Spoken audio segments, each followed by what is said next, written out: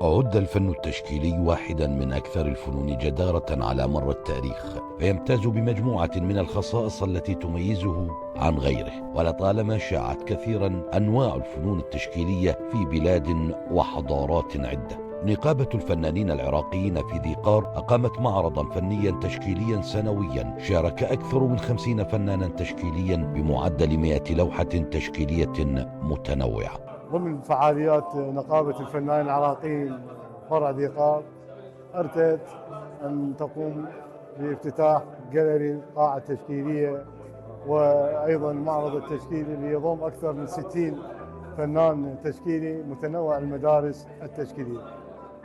الفنان التشكيلي خضير جابر. كان الرواد والشباب يشكلون طيفا فنيا مميزا بمشاركاتهم الفنية المختلفة. حملت جدران المعرض لوحات إبداعية ضمت أفكارا جديدة في عالم الفن الحديث.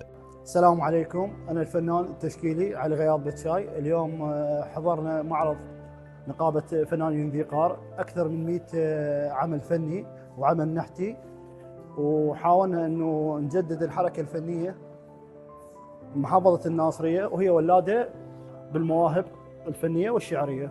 ونشكر وكالة حضرتكم الخضراء أنه دائما تكون هي سباقة ومشاركة في تغطية المحافل الفنية والشعرية والثقافية. ضمن افتتاح المعرض أعلنت إدارة النقابة عن افتتاح قاعة خاصة بالفن التشكيلي سميت باسم الفنان الجنوبي المرحوم جواد الهاشم.